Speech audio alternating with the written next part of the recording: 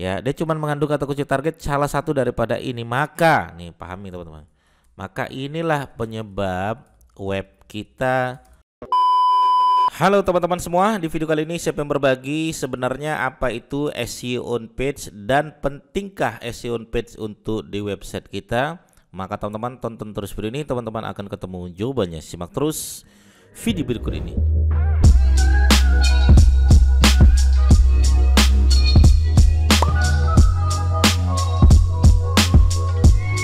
Oke, baik teman-teman sekalian ya. Bagi teman-teman yang baru saja bergabung di channel saya Didik Arwinsyah, silakan klik tombol subscribe-nya karena saya akan memberikan informasi-informasi tentang SEO, tentang digital marketing, tentang AdSense dan Google Ads ya. Dan mohon maaf ya, saya kemarin baru saja kurang enak badan dan hari ini bisa aktif lagi untuk berbagi kepada teman-teman sekalian ya. Oke.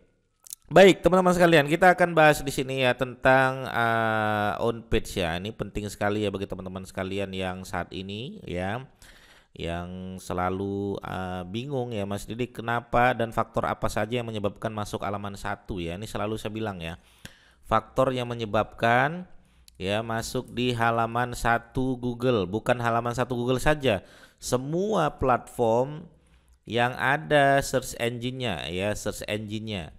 Ya, itu faktornya apa yang menyebabkan masuk halaman 1? Maka faktor utama selalu saya katakan adalah on page. Ya, ada yang on page-nya di spasi, ada on page yang tidak spasi ya, intinya on page. Ya. Maka teman-teman harus paham dulu nih, on page itu apa? Ya, kenapa dia menjadi sebuah faktor yang sangat ya penentu agar bisa masuk di halaman 1 Google, di halaman 1 YouTube, di semua platform search engine yang ada di dunia. Ya, baik itu YouTube, ya SEO, Google, ya Bing, Yandex dan lain sebagainya. Baik. Nah, terutama pertama kita harus bahas dulu Mas Didik ya, on page ini apa gitu kan. On page ini secara singkat, pengertian awamnya adalah apa-apa yang dibaca oleh Google agar masuk di halaman 1 Google. Ya, intinya begitu teman-teman sekalian. Kalau YouTube, apa-apa yang dibaca oleh YouTube agar masuk di halaman 1 YouTube. Kalau Bing berarti apa-apa yang dibaca oleh Bing agar masuk di halaman 1 Bing. Ya. Nah, baik. Yang dibaca apa sebenarnya ya? Yang dibaca ya secara umum ya, kita akan bahas secara umum dulu teman-teman sekalian. Yang dibaca secara umum itu adalah judul. Apalagi Mas Didik, URL. Apalagi Mas Didik, deskripsi. Nah, inilah yang dibaca secara umum teman-teman sekalian. Jadi kalau teman-teman sekalian misalnya buka ada ketemu judul atau title ya, berarti nanti masukkan aja kata kunci yang ditargetkan. Itu polanya tuh. Kalau ketemu URL gimana Mas Didik? Masukkan aja kata kunci yang ditargetkan.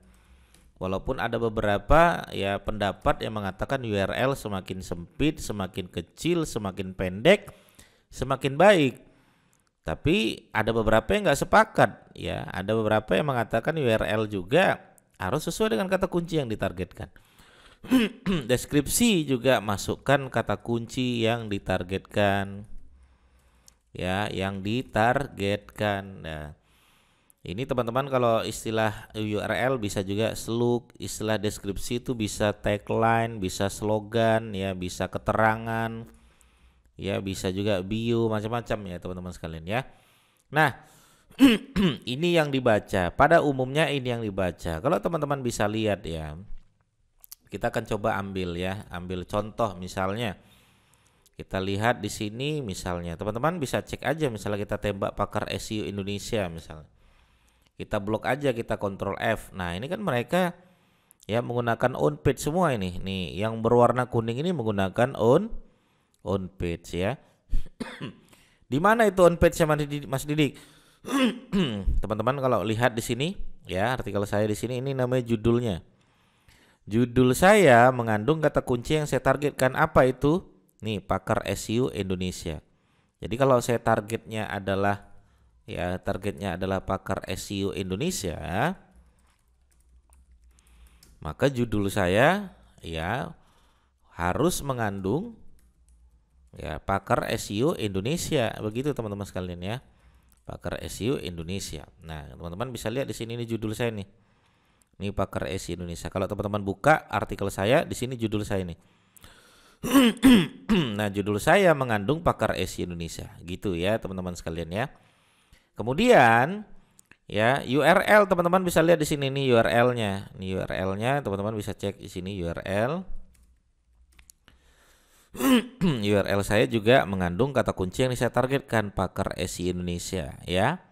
Nah, ini masuk di sini pakar SEO Indonesia. Nah, URL. Kemudian apa? Kemudian deskripsi atau tagline itu juga kita lihat di sini nih. Ini juga masuk di deskripsi, maka deskripsi saya juga mengandung kata kunci yang ditargetkan. Nih teman-teman bisa lihat juga di sini. Di mana deskripsi saya? Di paragraf pertama biasanya. Tuh, paragraf pertama ya teman-teman sekalian ya. Ini paragraf pertama ya, pakar SEO Indonesia. Ya, makanya paragraf pertama tuh hati-hati ya, tetap harus mengandung kata kunci yang ditargetkan ya.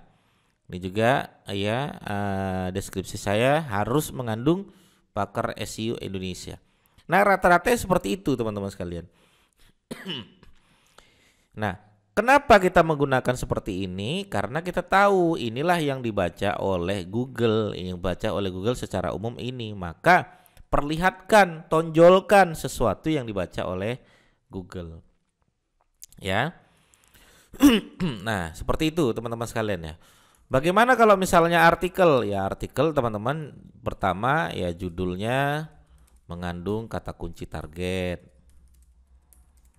Ya, kalau bisa tambahkan tuh clickbait ya, clickbait di dalamnya. Kemudian tadi URL-nya mengandung kata kunci target, masukkan tuh. Ya, kemudian tambahkan paragraf pertama. Ya, pertama mengandung kata kunci target. Ya, dan lain-lain ya. Jadi secara umum pahami dulu apa yang dibaca oleh Google ya, karena ini mindset on page. Mas, kalau kita bermainnya bukan Google tapi bermainnya YouTube ya sama. Kalau teman-teman lihat di sini YouTube misalnya, kita buka ya, belajar SEO apa ya, misalnya teman-teman misalnya belajar SEO Instagram atau belajar SEO marketplace misalnya. Ya, nah teman-teman bisa cek aja kenapa saya bisa menang. Kita blok, kita Ctrl F. Judul saya mengandung belajar SEO marketplace. Deskripsi saya belajar SEO marketplace. Intinya polanya begitu teman-teman sekalian ya. Maka on page ini kalau cacat, catat nih. Jika on page cacat, artinya apa kalau cacat tuh? Judulnya nggak mengandung kata kunci target. URL-nya nggak mengandung kata kunci target. Deskripsinya mengandung kata kunci target. Pokoknya cuma salah satu daripada ini.